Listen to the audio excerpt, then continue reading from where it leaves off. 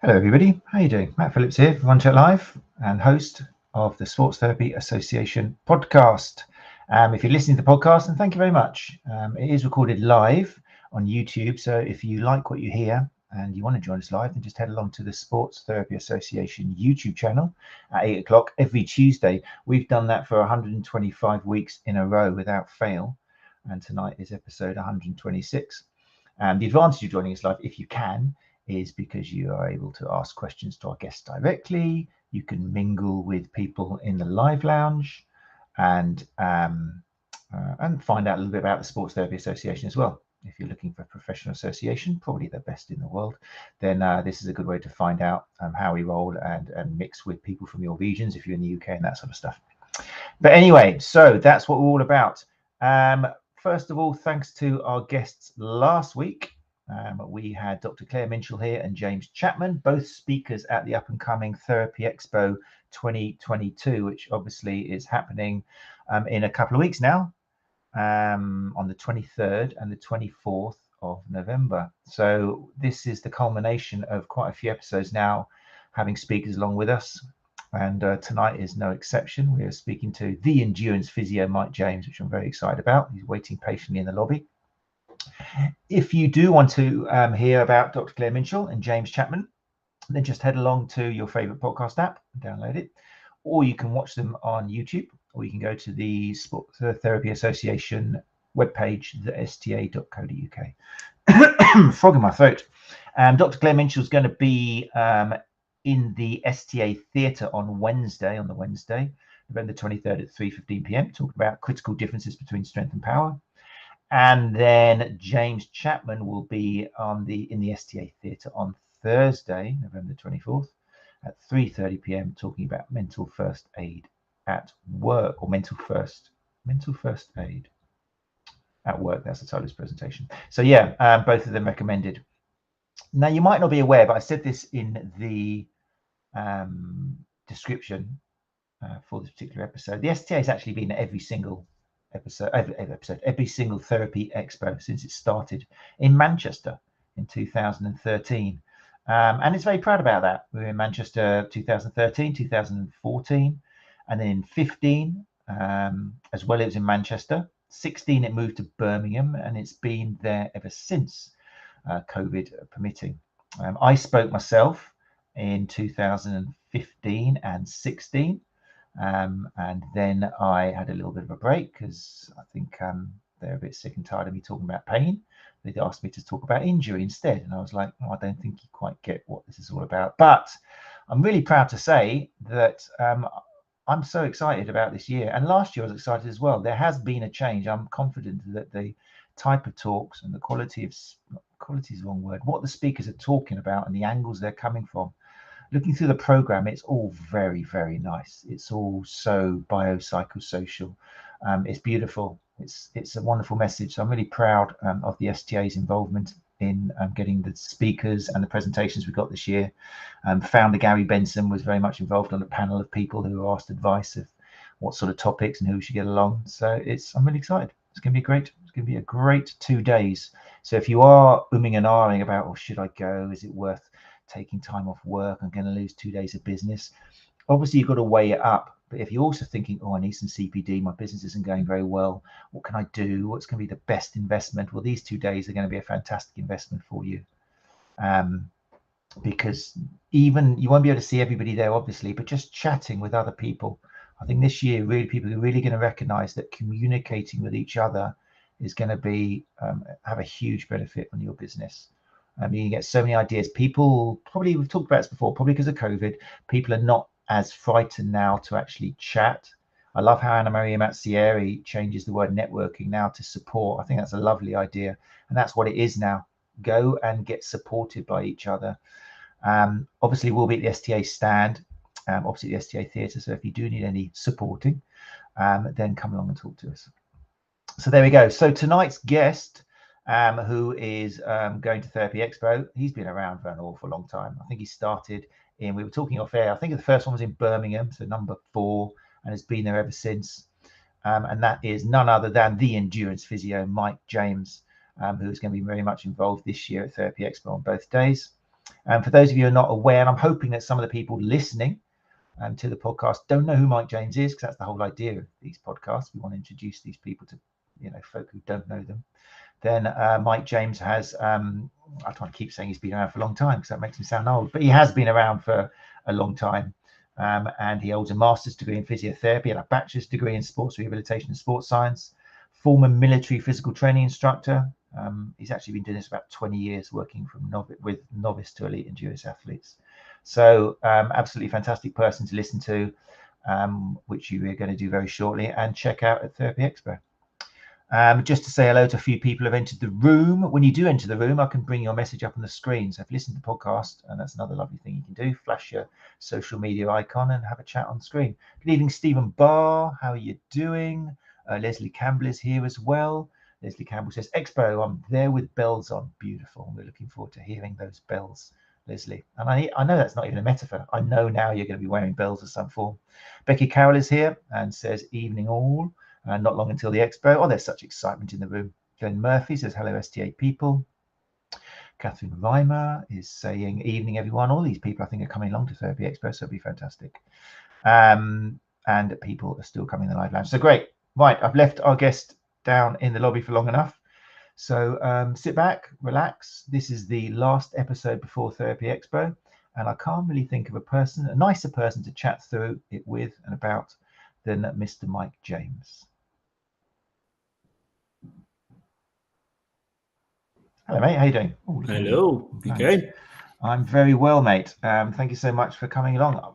We were just saying off air, I don't know whether it's our lives or we just haven't spoken for ages. I actually feel a bit guilty. I feel like I should have done more to reach out to you, but I don't know. Well, you guys are rocking it with the STA, driving forward, and the last 12 months since we caught up, to be honest, I've gone old school. I've been hustling. I've been grafting, going back to basics with a lot of things in life and business. So as much as people might have seen me around, I've certainly stepped back away from some of the stuff I was involved with. That makes me feel better. And I have noted you have definitely got less presence. Or maybe that's the right word. No, you said you backed off a bit from social media. And let's face it, a lot of... I've backed off from the therapist-facing side of it. Yeah. Gone back to working. The coaching aspect of my business has gone through the roof. Fantastic. So I've got literally a full stacked coaching squad that takes up a lot of my week these days.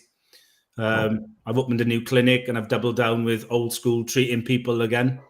So there's a lot of time spent off the grid, just getting that stuff up and running. And this is a theme we're going to talk about tonight, because I'm glad we were talking again off air. I'm not sure if everybody understood, but the reason I've called this the Endurance Physio is not just because you are coach extraordinaire with all sorts of endurance athletes and that, but also you have managed to change and tweak. And like you're just saying, you've changed this, now you're doing more coaching and back to more seeing patients and stuff. You've managed to move and change and be there and endure quite a long time, haven't you? Yeah, since the last century.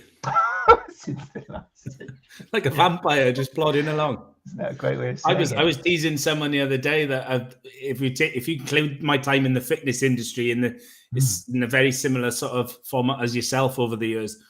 I've been around long enough now that I saw something be trendy, go out of fashion, come back in a different form, go out of fashion and come back in its original form. Bit like the therapy version of flares, I think. Yeah.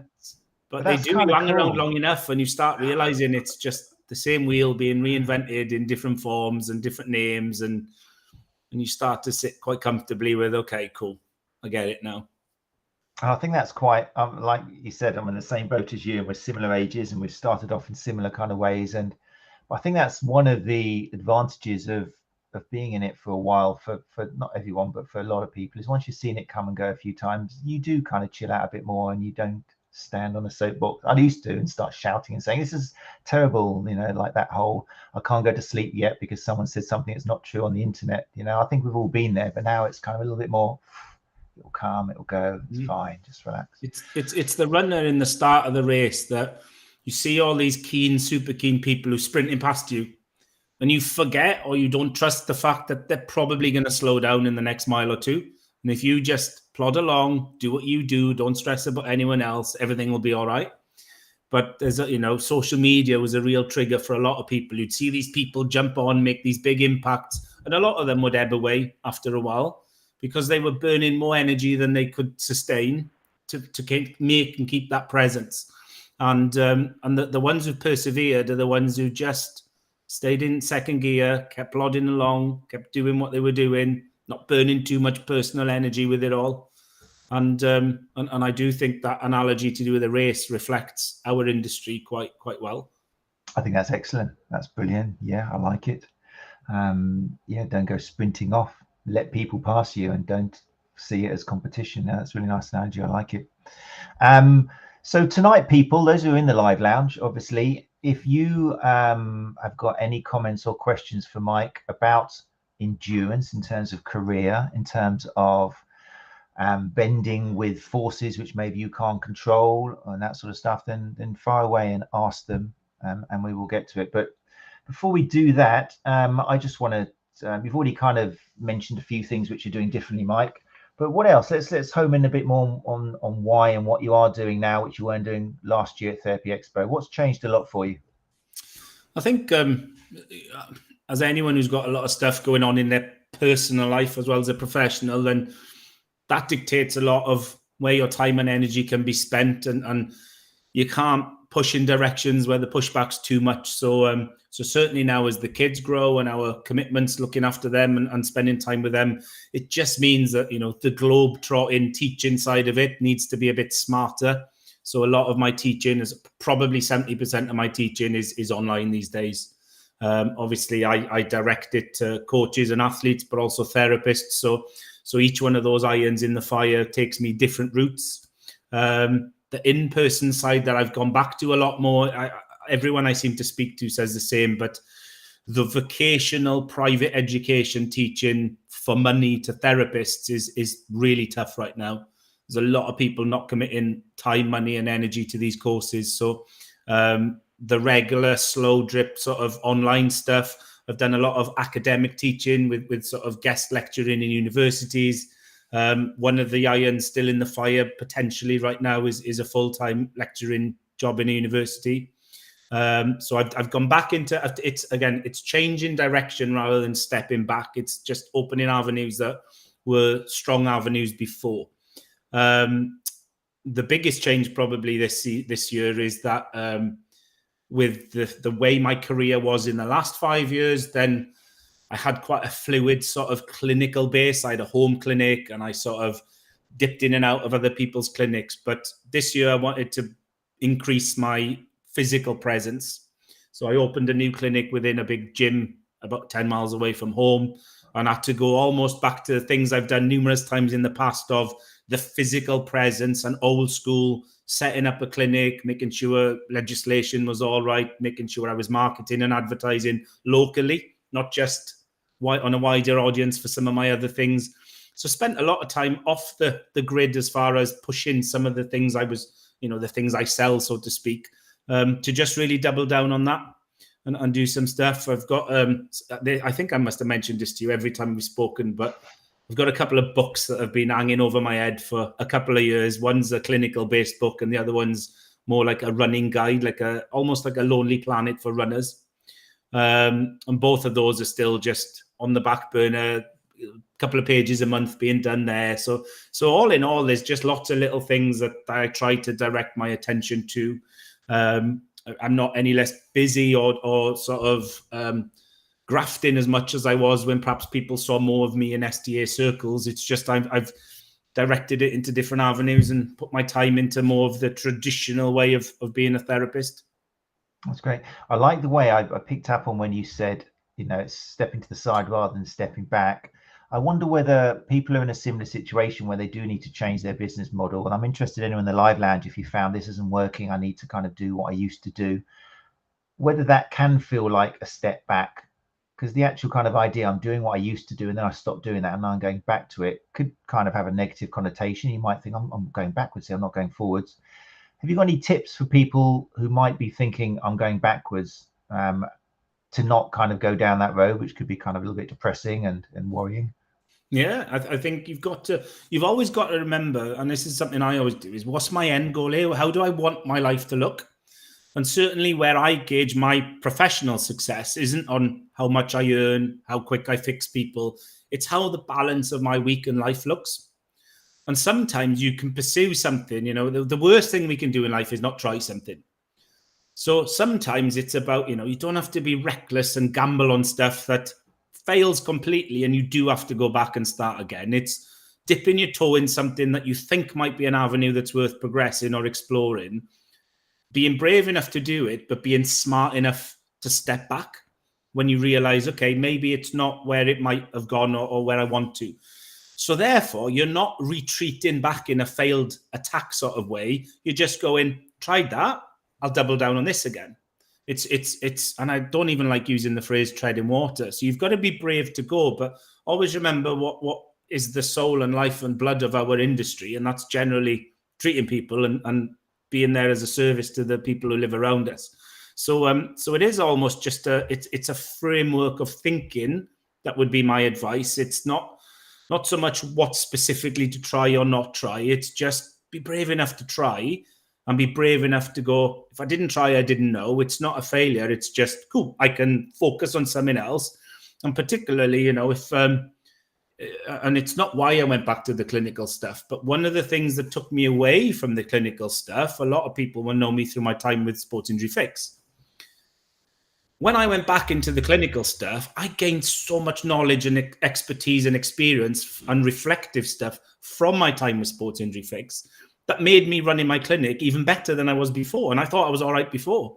So it's even if something doesn't work or it doesn't end up being a long-term plan, it's sucking all the positives out of that and directing them back into something else. Am I a better person and a better therapist from those experiences? And how can I channel those positives into a new direction?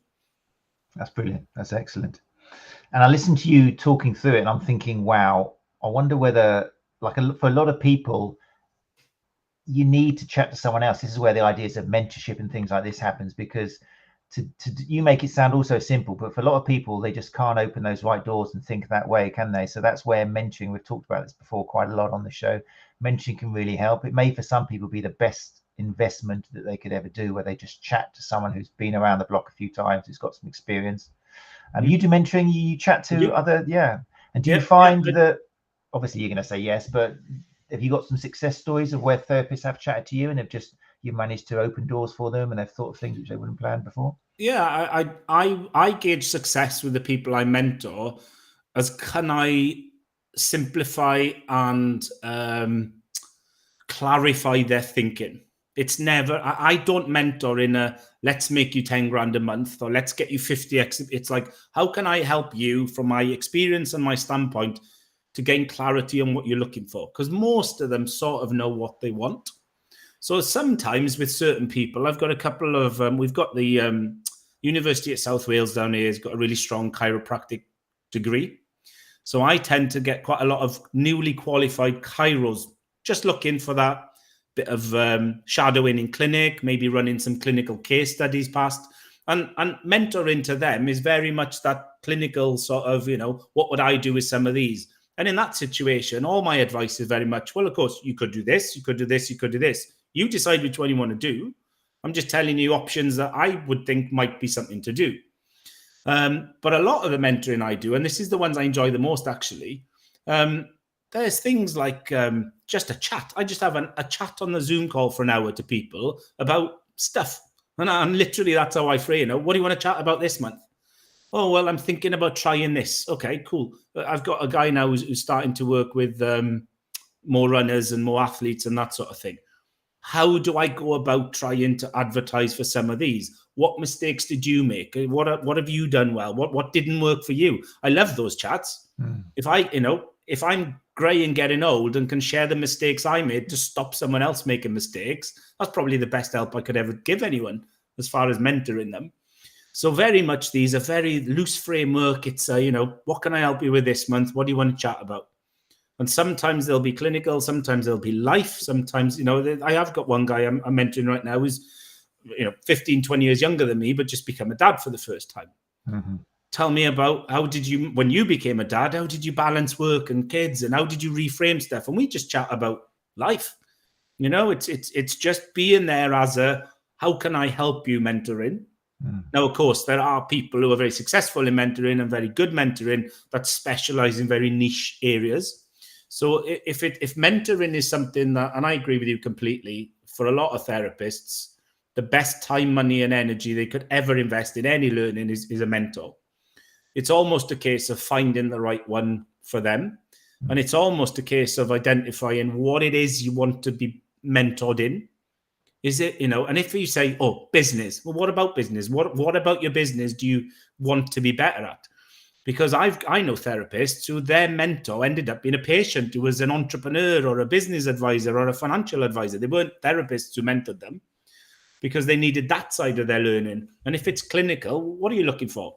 Someone specific in an area you're working in, or more general? A lot of the time, I think some of the mistakes people make sometimes is they see someone who they think is the career they want. So, right, I'll be mentored by you because I want to end up where you are in 20 years' time or whatever. And actually, the pathway they got there, or the luck and the bad luck that they got, is just what it is, and it's not for you. And if you've made something work one particular way, it's very easy to suddenly think that's the magic answer to everyone's solution. So yeah, I am a big fan of it. And mentoring to me goes up and down the totem pole. I learn stuff from the people I mentor as much as I help them learn stuff. So don't think it's about an age or experience or a qualification thing. It could be anywhere in that sort of spectrum. And likewise, it doesn't necessarily need to be by successful people. And I mean that in a positive spin. Learning from someone who's failed at something is often far more honest and well-intentioned. Well, this is what I got wrong, and I've reflected on. Nobody reflects on what they did that got right. They reflect on the things that went badly for them and what they could do different next time. So definitely an absolute massive fan of mentoring. And I still, at this point in my career, look for mentors. It's not something that ends at a certain point. It might just be a peer that you pick the phone up and chew the fat with over something. So, which is almost like my number one thing when you said, let's chat about the endurance of your career. And my number one note that I jot down was just never stop learning and never stop relearning. You'll never, if the second you think you know it or you know enough is when you start to go backwards. And I've almost still to this day, I'm fearful of drifting back. That's my passion right now, is it's moved to the point of don't stop being better. So if mentoring is something that helps you keep learning or relearning stuff, then definitely that's the way forward for most. Lovely, definitely, yeah. Now I'm nodding away at you. If people listening to the podcast, you can't see me. I'm like a little nodding doc in the back. I'm like Churchill. Oh yes, that's brilliant. It's interesting. I mean, this is what I kind of alluded to in the beginning. Therapy Expo can be a great way of getting this kind of conversations, and almost like a form of mentoring, because from your peers, just mixing with other people and having conversations. And I love the way you say that it's not necessarily this person's really experienced and this person's not, and it's a one-way communication. I think if any conversation with any therapist, you're both going to learn from it. And it's something which I'd like to think, in my darkest hours, is getting better. And ultimately that's helping the number one person, who is the patient or the client, because the more therapists talk, then the more the general level of quality of service is going to go up, and the patients are going to gonna benefit as well. And I've got an interesting question here. I'm sorry, I'm just bring Catherine, because if I leave Catherine a question for 5 minutes or more, she gets a little bit anxious. So I'm just going to bring that up. I'm joking, Catherine. I've just seen it. It's a good question. I'm going to bring it up, Catherine. Catherine says, mine is I keep wanting to change the way my business model is, but I keep reverting back to what my clients want, the quick fix, rather than helping them with long-term educate, facilitate change. I think that's a really good question, and one I want to put to Mike, because there's really powerful forces, isn't there, which keep you in the old school kind of give them what they want, flash them with this, tell them their body's broken, but I can fix it. It's kind of short-term fix, isn't it? And if people do want to evolve, then yeah, there's a lot of negative forces which stop you from doing it. So what would your advice be for Catherine? Yeah, I think anytime someone wants to change something career-wise, mantra-wise, direction-wise of the business, then the 3 words that I throw at someone all the time is evolution, not revolution. You can't change, just like we talk clinically about changing people's beliefs, changing the things they have. You can't just suddenly turn a super tanker around. So it is identifying where you want that business to be and working out what can I do in the short term that just takes 2 steps to get there. So it might be that 10% of the client base you chase is the one you want it to be. And you do have to continue working the way you want to with 90%. And as that gets traction, it becomes 20%, 30%. Now you may be, and I do it now. There's a certain population of patients that at my stage in life, I don't really want to treat. Now, I don't just say no to them. I've made outlets to refer them to other people. But I couldn't say no once upon a time to anyone coming in the clinic because I needed to run the business. But I'm able now, slowly over time, to have enough of one to say no to the other. So it's just that slow. And eventually, with that endurance and perseverance, the tipping point will or won't come. And if it comes, brilliant. I can double down on the things I want to do and I'm happy. And if it doesn't come, it's finding, well, where's that new balance? Where's that new equilibrium of, okay, maybe 50-50 is where that change will be, and work from there. I know plenty of therapists who own the traditional high street clinic, have staff working for them, and they've built their business into a position that they can see the ones they want to, but the bills get paid by the other ones treated by other therapists. There's loads of ways for us to take this. Obviously, if you're a one-person army, single chair practice, so to speak, then it's difficult because you are what you are and you've got the time you've got available. But just, evolution over time, slowly, rather than this revolution. And the people that you see with the revolution are the ones who try to change it every couple of months. That's not working, do something else. That's not working, do something else. It's the ones on social media that go 5 posts a day for 6 months and then don't post for a year. And I don't mean that's the business model for everyone, but it's that example of I go full bore at something, and when it doesn't reach the tipping point in the speed I want it to, I have to try something else. And it's just a frustrating way to do it. So time and perseverance isn't the nice answer. It's not the sexy answer people want, but it's the only way it really works. It's, unless you start a .com business and become a millionaire overnight, most of us have to just play the long game. Lovely. I love that. Catherine, so there you go. Evolution, not revolution. That's brilliant. Stephen Barr's come in saying wise words, Obi-Wan. Wise words. Very true. We like that. Evolution, not revolution. Let's take a look. More questions if you've got people, then feel free to put them in there. Becky Carroll has said we can learn so much from making mistakes. Yeah, I mean, that's a very healthy mantra to have, isn't it? I just remembered now, when you said never stop learning, I think there's a caveat there or a misinterpretation that sometimes younger therapists, or I remember when I was really proud every time I did a course or every time I bought a new book, or generally involved spending money, I was like, the eternal student, always learning. But there's different, it depends on the interpretation of learning, isn't it? If you're just doing a course for the sake of it, you feel like I'm always learning, and you joke with your friends, the eternal student. But I find that can be quite self-destructive, isn't it? Yeah, it's a brilliant point, and it's a brilliant way to make me expand on that answer. Definitely, that it isn't just collecting certificates, CPD hours, especially when it's the things, and these are the things I always see. People know where they want that journey to be, the business and the therapist they want it to be. And they try to do things now for that therapist that's 5-10 years away. They don't do the thing for the patient they've got in front of them now. So I want to go and do this advanced diagnostics course, or I want to learn this taping technique, or whatever it is. But actually, the patient in front of you just needs something else. And you have to really work out, how do I help what I've got now? And, we were chatting off air that all the learning and teaching that I do now, my only philosophy is the person in front of me listening to this, can they go to clinic next week with every single patient that comes in and help them knowing what I'm about to talk about? And if my talk doesn't hit that spot, then I've got it wrong. So it is a case of, identifying what will help now. You can still do the stuff in, if you don't plan for the future and you don't do those stepping stones, then the future never comes. But it's like, learn what you need to know. And it's a number. That's why I like the word relearning.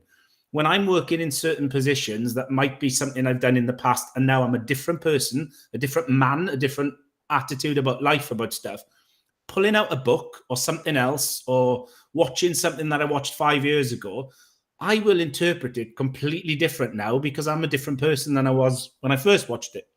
So it's, you know, it's relearning, but it's learning from scratch again with a different mindset and a different attitude.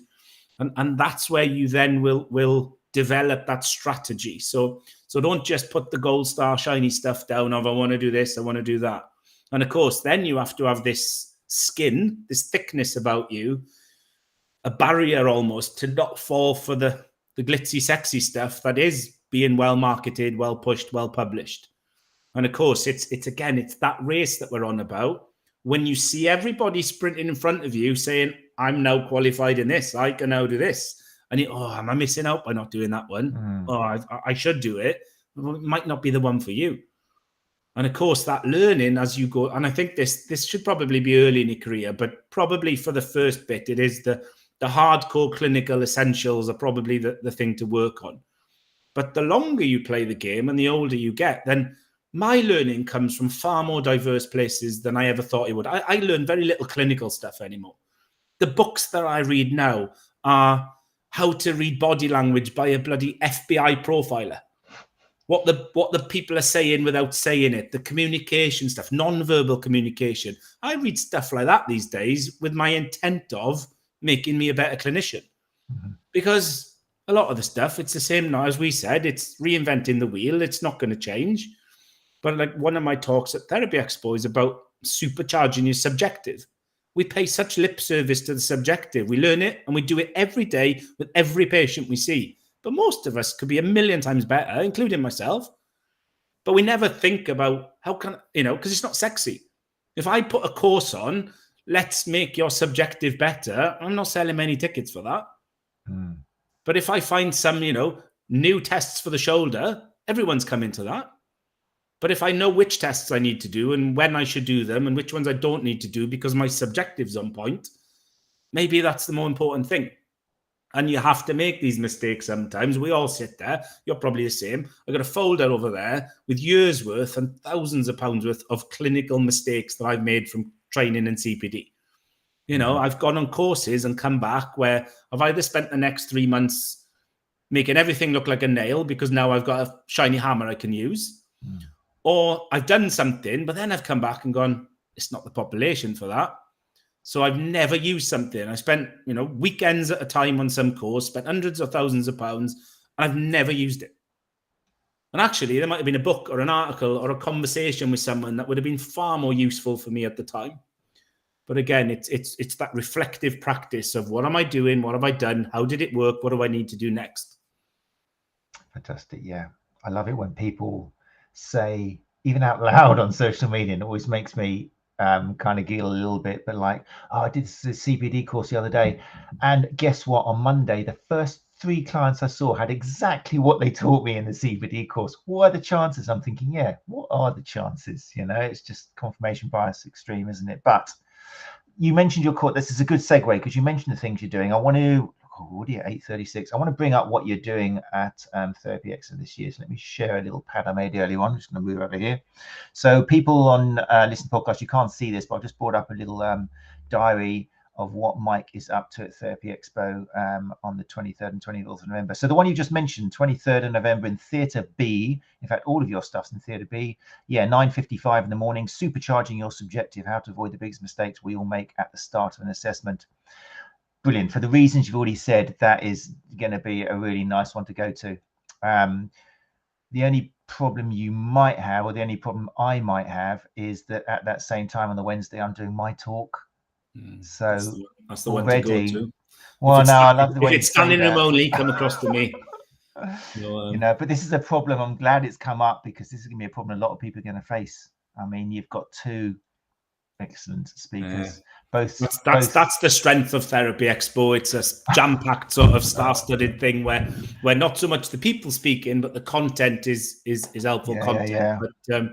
But there's going to be lots of dilemmas like that, isn't there? There's going to be lots of people. But you know me, I'm always happy to just record that when I'm back, make a little YouTube video and share the link with people to watch. I don't keep anything secret.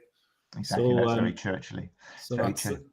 But you're going to find conflicts, people, and this is probably the biggest conflict you're going to find. I wouldn't want to choose between me and Mike. Oof, nasty. We've both had fantastic facial hair in the past, and we've both, Wow. The only thing I'd say, you always had the one-upmanship on the beard. If you're really torn, why don't you come and see me with my man bun? Maybe I'll tipping point with that one from now on. But you anyway, know what? A really interesting point there, Matt, about the clashes and this whole learning journey is if people are sitting and they're thinking about, here's the timetable, where am I going to go? What's my learning journey going to be through Therapy Expo? Then write out what you think you're going to do and then stop and go, how many of those are the things I need to learn versus the things I want to learn? That's a good point. Because when we're talking about what will benefit you and your clinic and your patients now, often it's the things that you've not gone to. It's the stuff you thought, I'd like to, but it's not important, because there might be someone you want to see or listen to. There might be a topic that ultimately where you want your business to go is what you want to listen to. And if you have that balance that, well, I've seen a few that I need to and a few that I want to, brilliant. But I've made so many mistakes at conferences over the years of listening to who I wanted to listen to, and then realized it would have been better for me to go to the other one, to be honest. Yeah. That's very true. And also, I mean, I think you said it before in the various times we've chatted, make sure that one or two of your things you're going to see over the course of the 2 days, not for everyone, but for a lot of people, is things you don't agree with, things you poo-poo, things you go, oh, I'm not listening to that again. Oh, I know what they're going to talk about. Because that's really cool, isn't it? We've mentioned this before, just challenging your biases. You might go in there and you might realize I was right in thinking that this isn't my cup of tea and I don't like it. But at least you've gone to give the person, the time of day, and you've challenged your biases, which is so important as well, isn't it? Yep. I spoke at the STA stage for Therapy Expo a couple of years, 3-4 years ago, and that was my talk. Biases are not evil. Everybody's got them. We just need to acknowledge them and challenge them. Yeah, that's wise advice. And that's what I'll be telling a lot of people to do if they come up to me and say, oh, I don't want to see, and they'll be holding their bits of paper and that. And I'll be saying, well, which do you think is going to be about things you don't agree with? Go and see one of them. Go and sit down, get yourself a coffee, and just go in there and absorb it all. Anyway, so Wednesday at 10 a.m., you've either got me, who's doing a gait analysis and modern approach, or you got Mike, who is going to be, what's that? Where we gone? Where's Mike gone? There he is. Mike's going to be at 9:55, supercharging your subjective, and I'm sure there's going to be a lot of crossover between the two anyway, knowing you. On the Thursday, on the 24th of November in Theatre B, Mike, you're doing at 10:35, making the... I love this one. I've got to come and see one of yours. No, I mustn't come and see one of yours. I've got to just be ticking my boxes. But you're so sexy, I've got to go and see one of them. Oh, well, we'll see. 10:35, making the other 167 hours matter. Why it's so important to influence what they do when they aren't in clinic and how to do it. That's hugely good. Tell me a little bit more about that. Yeah, that is literally the whole theme of that is stop blaming your bloody patients for not doing the stuff you want them to do and start reflecting on what we're doing to help them. We all, and I'm part of that problem, we all sell these sexy courses and this education about being better at exercise prescription, being gold standard and an expert at the stuff you do there. But ultimately, the only thing that works with exercise is the adherence element of it. If you can't get them to do it, can't get them to stick to it, and I've used exercise there, but the talk will be sleep, nutrition, everything else, then how can we do that? What are the barriers that are getting in the way of that 167 hours? And it could be programming or stuff from us that's just unrealistic. Tom Goom Tom Goom years and years ago did this fantastic thing where he tried to spend a month doing the plan that he given a patient. And he always advocates to people, try the last rehab plan that you gave people, try and do it yourself for a month and see how much you can do it. And then learn and reflect on that. Is it really that realistic? Or is it what I thought was realistic? So that's all about, that side of it, that soft skill side of it, about really focusing on how we interact with people. And it's linked to that first one a little bit about getting them to buy into the stuff, the self-management side, because more often than not, when people don't do the things we want to, it's our fault, not them. The rehab fails them. It's not that they fail the rehab. I love that. That's really cool. And it's such an important thing, which if therapists can get that frame of mind earlier on, because you start off and the typical thing is, oh, they didn't do their exercises. What do they expect? It's not my fault. I told them what to do. I've done my end of the bargain. And you might go through 1 or 2 years like that. But once that coin drops and you start thinking they didn't do their exercises right, why was that? Did I not explain the importance of them at all? Did I give them something that was too much? Did I not ask the right questions of their family life? That's just a massive turnaround, isn't it? So that's going to be great. The solutions are often far simpler than people think. You know, the dog get my homework type of thing. Oh, I've lost the sheet, or I can't quite remember what that one was. Well, have I sent you a video of me demonstrating the exercises? Did I get your phone off you in clinic and film you doing them while I told you what to do? Have I sent you that little WhatsApp message or email halfway through the week to check in how you're doing? Just the silly little things for that accountability that is on us as professionals. Too many of us are that transactional approach of, you come into clinic, I see you next week. And we don't even think about the patients when they've left clinic. Maybe we bump into them in town or whatever, but we don't really sit there and reflect of, am I doing everything I can? And of course you need to switch off. It's not an open access thing, but it's, am I doing everything I could or can to facilitate the environment for this person to get better? Now, if I've done all that and they still don't get better, then maybe it's the patient who could have engaged more. But I've done everything I can for them to do that. Excellent. Yeah, definitely.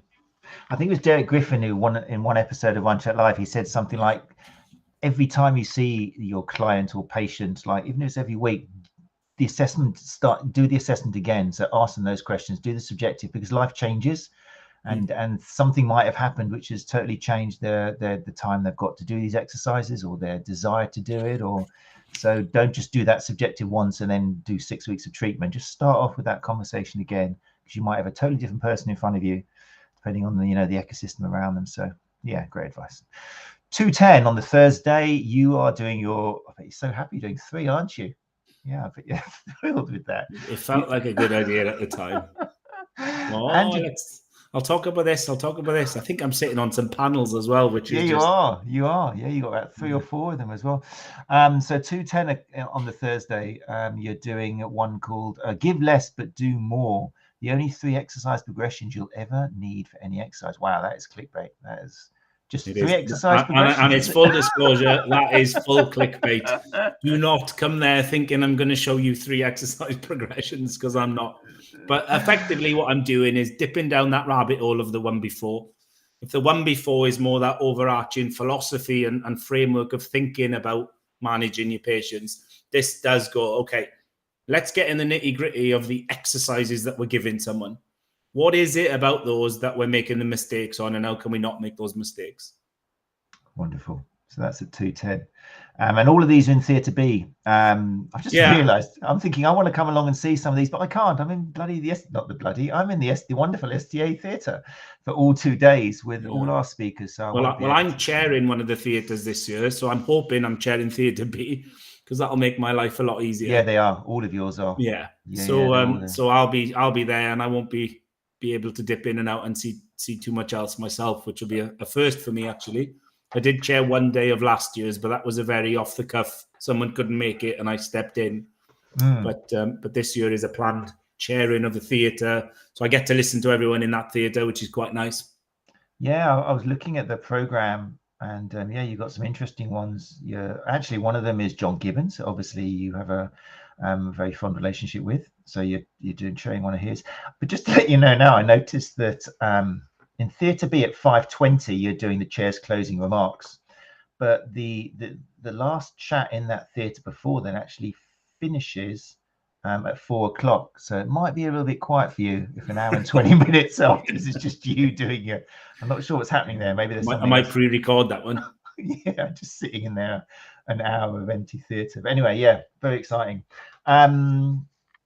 So right, yeah, there is all. If you want to see a visual of them, then just head over to Sports Therapy Association YouTube channel, and it's going to be at minute, I don't know where we are, probably about minute 45 or something. You'll see a screenshot of all what Mike's up to, or just go to the Therapy Expo website and put in Mike James, and you'll see everything he's involved in.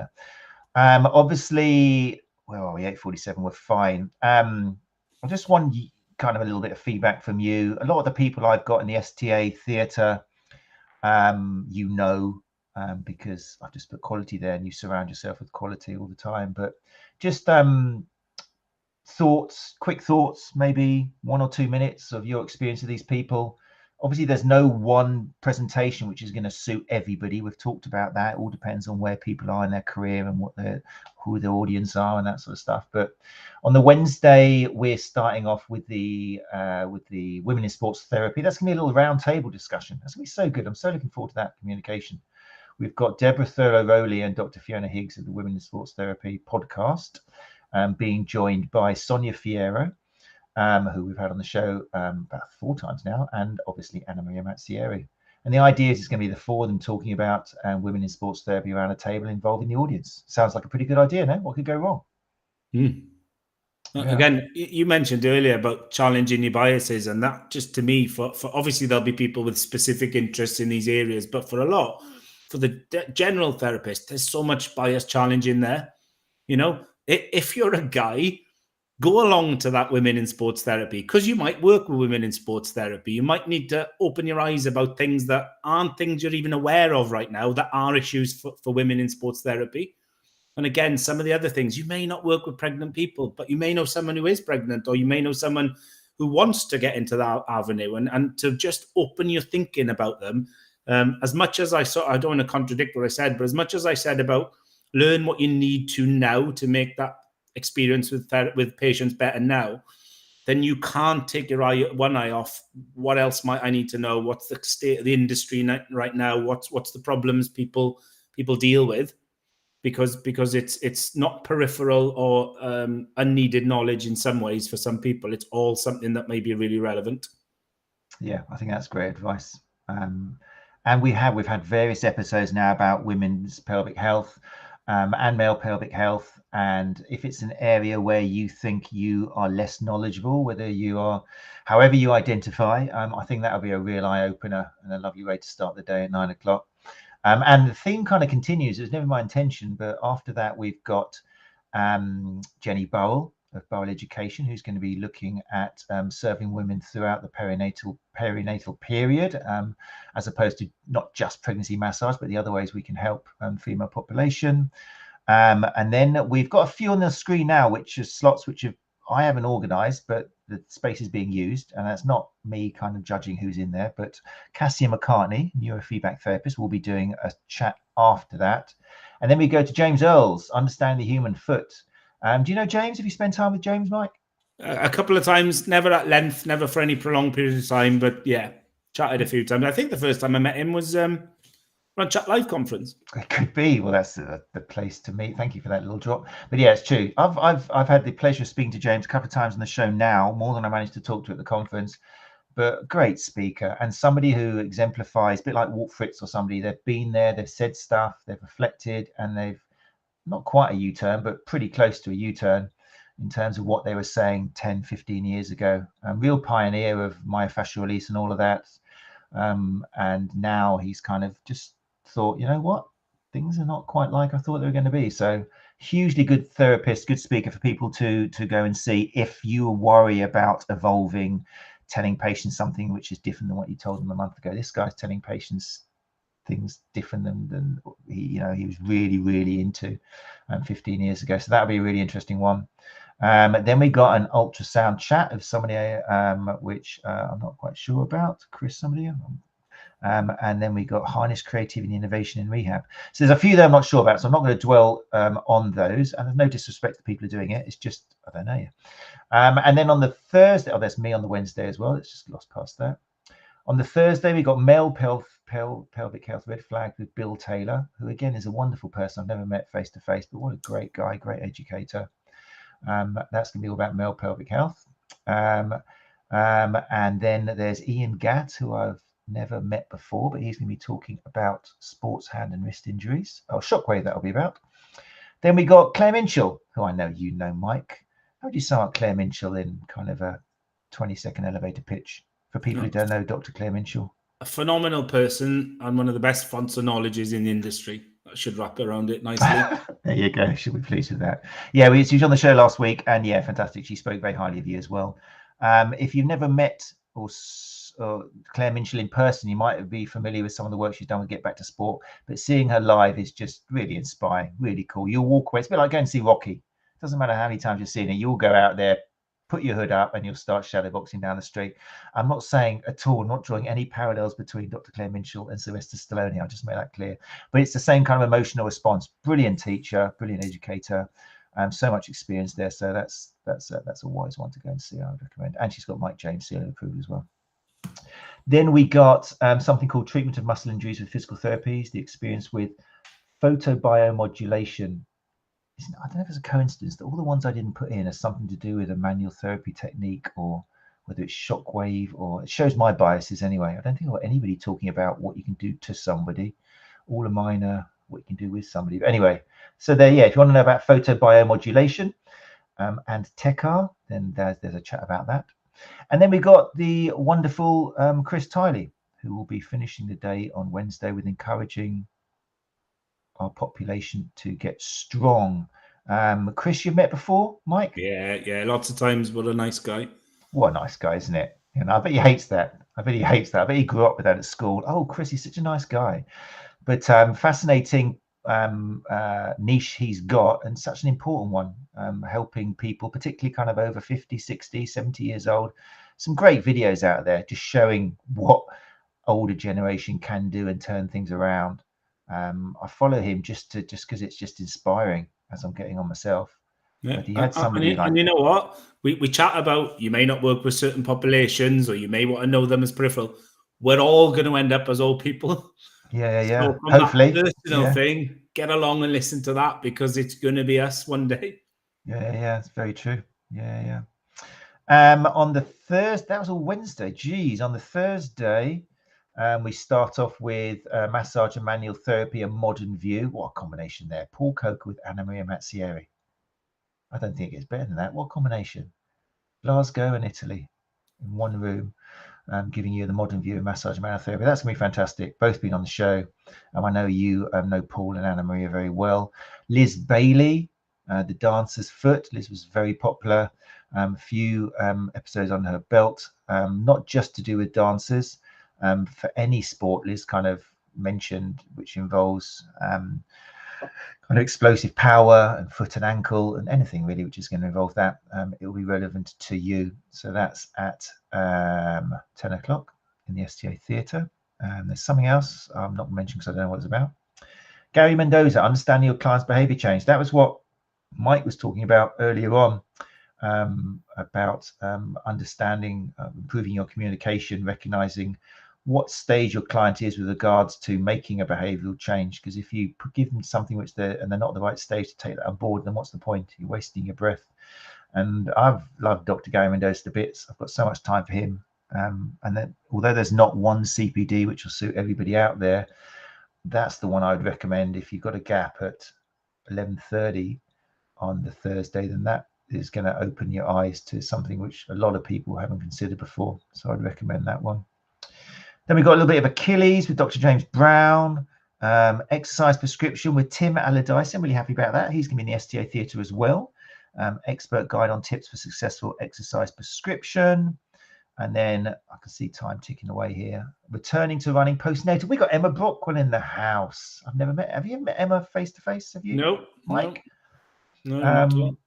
I'm really excited about that because does so much great work. And she used to work with your mates. Who's the ex-military guy? Uzo? Oh, yeah.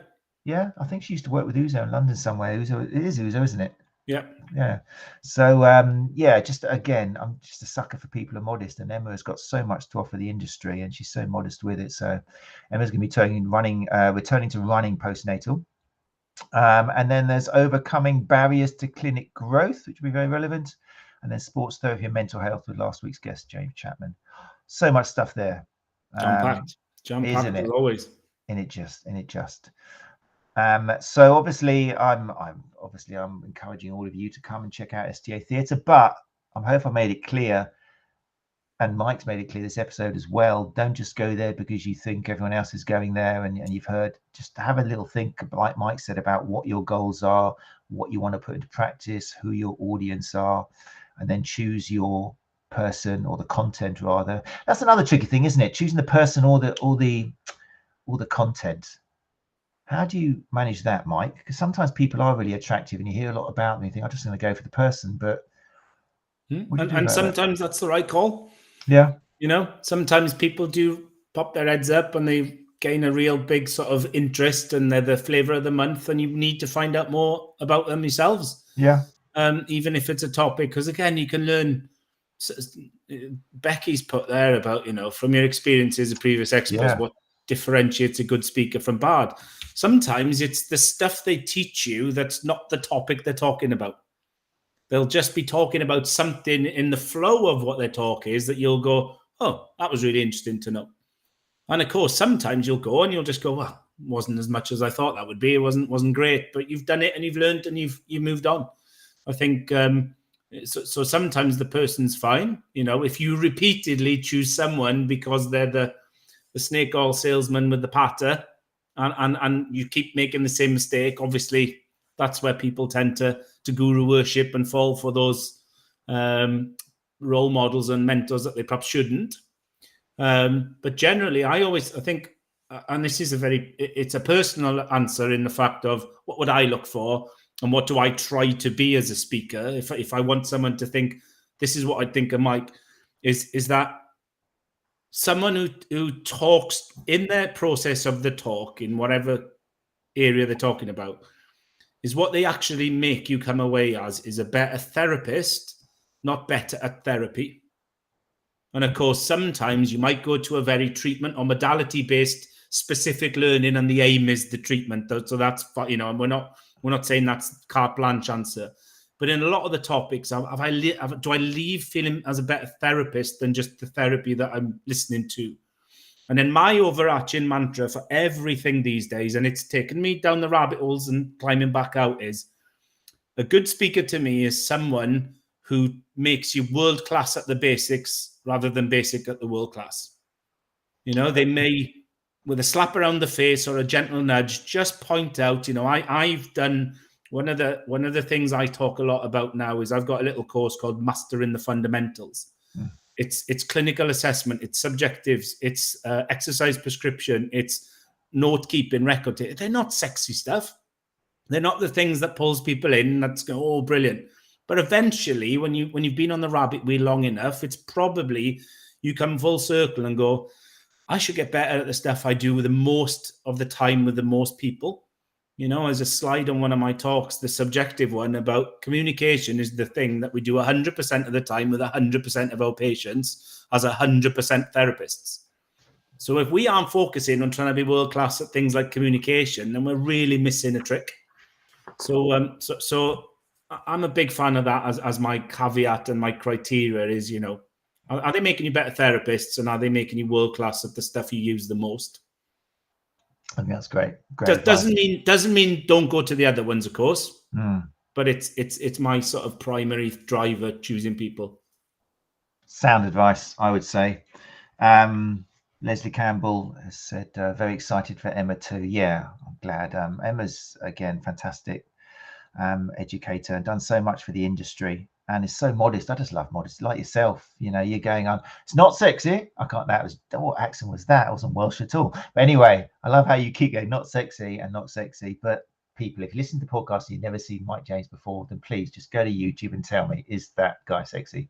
I mean, you know, it's just, again, modesty with his man bun and his stubble and that and his Welsh accent, you know.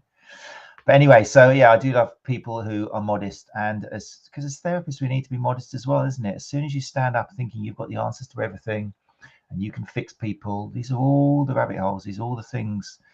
Whereas you should be somebody who recognizes you don't know everything, not too much, don't have no competence at all, but we've said it so many times on the show, you need to recognize that you won't have the answers to everything because we don't understand humans 100% yet. You know, I always say it, we haven't got like a Haynes manual. It hasn't been written yet. We don't know all the answers. So it's okay to not know, and it's okay to tell your client you're not quite sure. It's all of these are qualities. So yeah, I like the phrase being confidently unconfident. Nice. So be confident that you don't know everything. Be confident in the stuff you do know, but don't think you know it all. And just, if you ever tip those scales one way or the other, pull yourself back to the middle. Very good. Be confidently unconfident. I like that. And then Catherine Reimer has said, I can't believe it's next week. And that's because it's not next week. Is it? It is. Oh, it is. Yeah, we're traveling up next week. Oh, Jesus. It's a week away. That's okay. I'm organized. It's true. Tuesday night. Yeah. So there's not a show next week, people, because I'll be there. People are heading up or down, depending what part of the country you're in. So no show next Tuesday. Because Wednesday and Thursday is the expo, but then we're back obviously the Tuesday after that with chatting to people about, it'll be have your say, so there'll be members from the STA team and regional reps and staff, and maybe a couple of speakers talking about how it all went and what we took from it. And then we just continue with another year before the next Therapy Expo. So yeah, it's like Christmas come early, says Catherine. I agree, it is Christmas come early. It's a good analogy. Becky Carroll says, Mike James, the man of many slogans, love it. Slogans and dad jokes. That's what I'm here for. Something for the dads. Wonderful. Well, look, it's 9:03. That's amazing, Mike. Thank you so much for your experience. It just pours out, yeah, really excited. I hope people listening to the podcast, if you are one of the kind of 2,700 or so and you haven't heard of Mike James, then check him out. By looking at the Therapy Expo websites, by hopefully this podcast has given you some information on him. And also, Mike, if people want to kind of follow you, then you're on social media. You got a couple of, you're the Endurance PT, aren't you, on Twitter and Facebook? Twitter, Endurance PT, Facebook, Endurance Physio, and Instagram, the Endurance Physio with an underscore between the words. With the underscores, it's true. And TikTok. I found you on TikTok the other day. How's that going for you? Because off. I've been on and off there 2 or 3 times. I'm hating it. I don't think I'm done with the kids yet on that one. Oh, I'm hating it. I just want to delete it and feel better about myself. But I'm thinking, no, because it's just reaching people, isn't it? It is. Like us just want to get the message out there. Well, you know, we chat about trying something and working if it doesn't. Like most of my content is long form, even when I think it's short form. Yeah. So for me, you know, I've got certain things that work well on that platform, but overall, it's just not for me. It doesn't get me an audience that drums up any business. It's trying something because the other cool cats are doing it and realizing, tried it, it's not working, cut it loose. And I'm retreating back to my strongholds of Facebook, Twitter, Instagram, not in a, oh, I failed, why couldn't I make that work? It's just not for me. Yeah, that's good. Right, so that's it, people. Becky Carroll saying thanks, Matt and Mike. Good alliteration. Matt and Mike, see you both next week. Yes, we can't wait to see you, Becky Carroll. Looking forward to the hats parades, which we'll have on Wednesday and Thursday. Nikki Mansfield said, brilliant tonight. Thank you, Mike, for so generously sharing your experience. Yeah, agreed, Mike. It's just I'm so happy that it turned out that you were the last person we're going to speak before Therapy Expo. Really pleased about that. It's been really cool. Stephen Barr, also in the live lounge tonight, says, see you all next week. Growing man as we speak. Now, there's a image to be held onto. Thank you, Stephen. And then Catherine Reimer says, thanks, Matt and Mike. A great discussion. Looking forward to seeing everyone. Yeah, it's going to be wonderful. It's going to be really cool. Right, that's it, people. So yeah, just remember next week. Oh, one thing I just want to say as well, because it is getting towards the middle of November now. Actually, Mike, you put out a video, didn't you, on people doing press-up challenges? I think I saw that as an advice on that, which I kind of thought. I am doing a press-up challenge, people. If you haven't seen on my social media yet, then I am involved in a press-up challenge for Cancer Research UK. And so if you're listening to the podcast or you're watching, I'll get this up on the screen. It's not going down there. Hold on. Update. Show. There we go. Yeah, if you are feeling charitable, then I've made a little URL which is simpler than the fundraiser page. Just go along to tinyurl.com/Matt Pushup. That's tinyurl.com/Matt Pushup. And literally £2 will be fine. It's just about getting people together to make a little contribution, because together you'll make a massive contribution. I'm doing 100 push-ups a day. I'm already getting a little niggle in my right shoulder because I'm old. I'm having to adjust it and cut down on the number of reps I'm doing each set. So it is proving difficult. It's not easy for me. Believe me, I'm over 50. I know, Oil of Ulay, but I am over. Even saying Oil of Ulay, which was changed, I think, in 1990, the name gives it away. But yeah, it is quite hard work getting them all fitted in, and I've still got another 1,500 to do before the end of November. I'm halfway. So really appreciate it if you can. If you're feeling charitable, then it'd be wonderful just to put some money together for Cancer Research UK at that Earl. Right, that's said and done. I'm glad I remembered that. Thanks, Mike. Cheers, pleasure. Is it baby oil in a bucket on stage for your press ups at the conference? It's true, actually. I was thinking, do we get everyone to do a few press ups and film? I think we will, actually. I mean, it's always good fun, isn't it? Get people involved. No baby oil, though. The days of that have gone. God, they were the good days.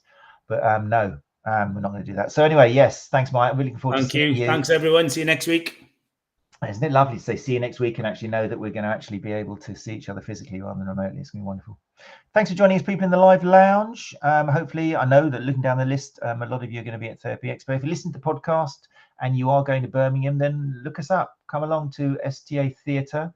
That is opposite the STA event stand.